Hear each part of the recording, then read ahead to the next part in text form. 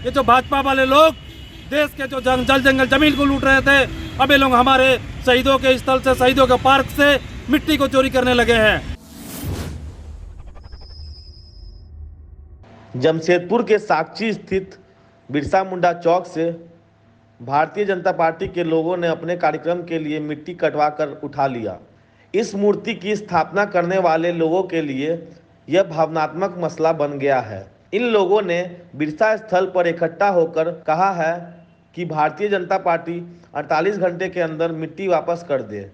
राजनीतिक कारण से आरोप प्रत्यारोप का यह उदाहरण है।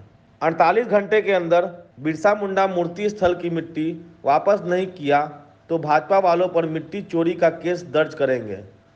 दीपक रंजीत ने दो टूक शब्दों में कहा कि झारखंड में अब एकीकरण की जगह पर विभेदीकरण के इस दौर में तरह तरह के रोचक भावनात्मक मुद्दे सामने आ रहे हैं।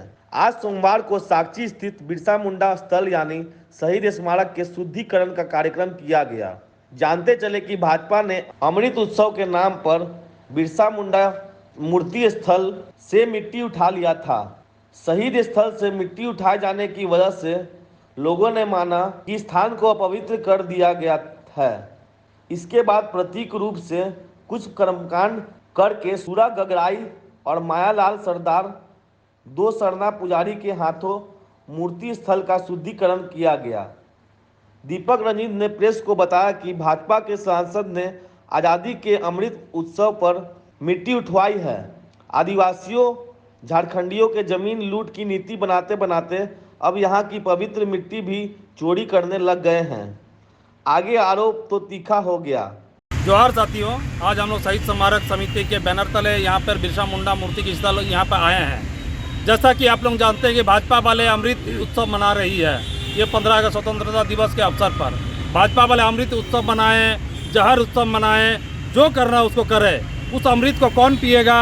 अडानी को देगा ना अंबानी को देगा, वो जिसको जो करना है करे, हम लोग को कोई दिक्कत नहीं है।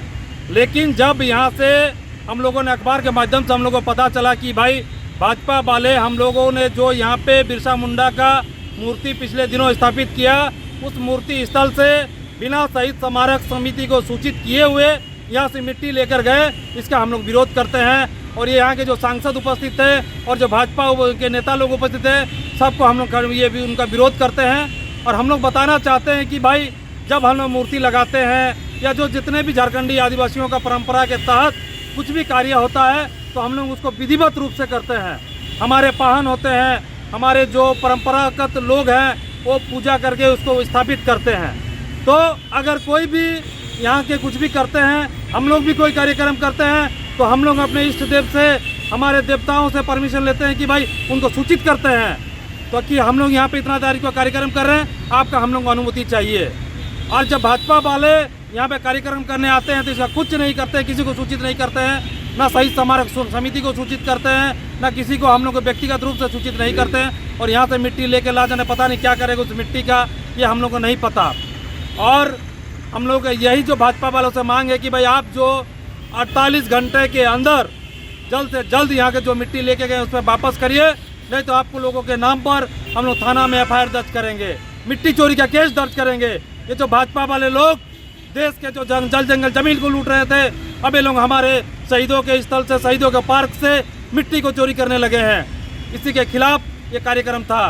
तो सबसे पहले हमारे जो यहाँ के पाहन हैं, जिन्होंने मूर्ति को लगाने का काम उस समय जो शुद्धिकरण करके पूजा पाठ करके लगाया था, आज उन्हीं पाहनों के द्वारा इसका शुद्धिकरण किया गया। और शुद्धिकरण करने के बाद हम लोगों के जो दूसरे के हाथ में, इस हम लोग समाज के नहीं, ये दूसरे लोग के बहकावे में आकर हमारे लोगों को बहका के लाया और उसको माना शुद्धिकरण हम लोगों ने किया ताकि भाई दूसरे का हाथ लग गया तो हम लोग शुद्धिकरण हमारे पाहन लोग किए हैं। और हम लोग यही मांग करते हैं कि भाई जल्द से जल्द हमारे यहाँ के मिट्टी को वापस किया जाए।